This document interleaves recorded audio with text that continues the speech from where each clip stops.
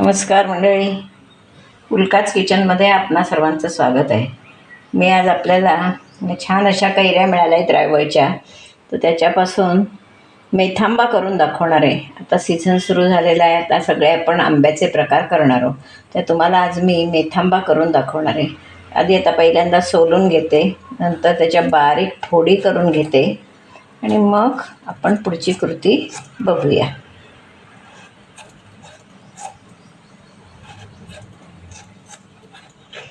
मला वेळीची जास्त सवय असल्यामुळे मला वेळीवर झटकन करता येतं. सुरीनं मला झटकन जमत नाही.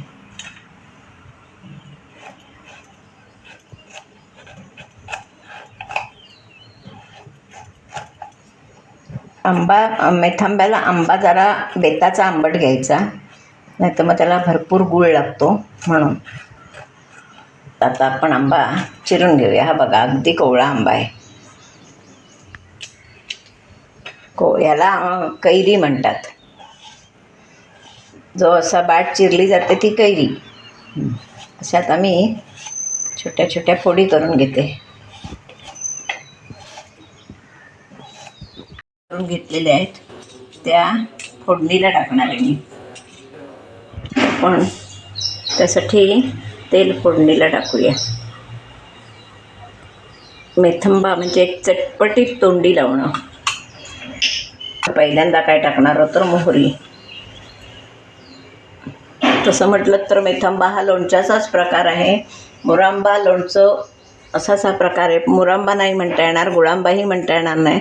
हा लोणच्याचाच, गोड लोणच्याचाच प्रकार आहे. तर आपण मोहरी टाकली आहे फोडणीला.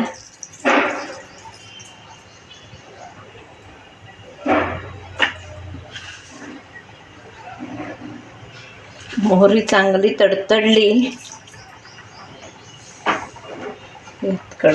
आपली चांगली तडतडलेली आहे. आता नावच त्याचं मेथांबा आहे म्हटल्यावर मेथ्या, चमचाभर मेथ्या ह्या आपण फोडणीला टाकले आहेत. अति एकदम करपवायच्या नाही, जरा अशा थोड्या तांबूस झाल्या की त्यावर मी सुकी मिरची टाकणार आहे. यामध्ये सुक्या मिरचीचा वास पण चांगला लागतो. त्यानंतर आता आपण या फोडी टाकणार आहोत.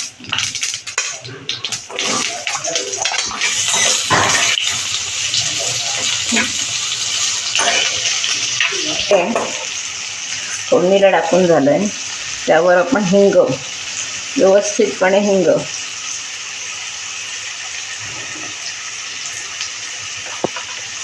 हळद, कलरफुल पण दिसलं पाहिजे आणि चवीलाही छान खमंग झालं पाहिजे. खूप सुंदर लागतो हा मेथांबा. पोळीशी खायला, भाताबरोबर, त्याच्याबरोबरही छान लागतो.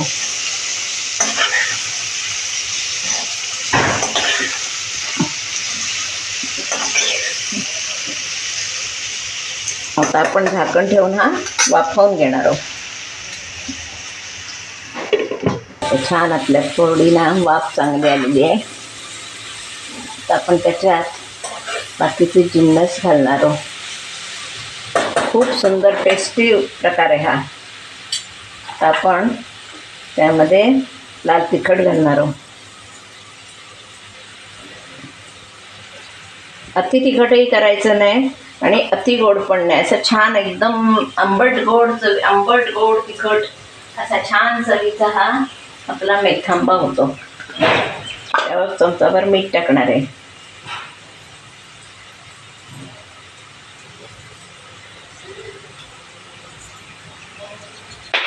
आपण हलवून घेणार आहोत.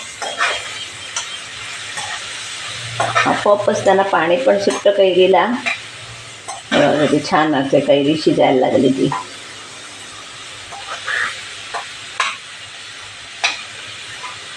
आणि त्याच्यामध्ये गूळ टाकणार आहे. ह्या स्टेजला गूळ टाकायचा. गूळही त्याच्यात व्यवस्थित लागतो. कैरी आंबट असेल त्या मानानं गूळ घालायचा, कारण काही वेळा कैरी भरपूर आंबट असते. ही बेताची आंबट आहे, त्याच्यामुळे मी गूळ पण बेताचाच घातला आहे. तर हा आपण गूळ वितळवून थोडा वेळ शिजवून घेणार. मग दाखवते तुम्हाला तयार झालेला. एक साधारण 5 मिनटात आपला मेथांबा तयार होईल. 2 मिनटं मी ठेवणार आहे, वाफ काढणार आहे चांगली. शिजून दे कैरी की आपण गॅस घालवून टाकायचा.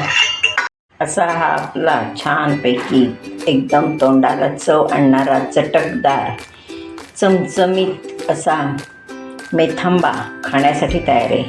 तर हा मी मेथांबा कसा केला याची रेसिपी तुम्ही पहिल्यापासून शेवटपर्यंत बघा.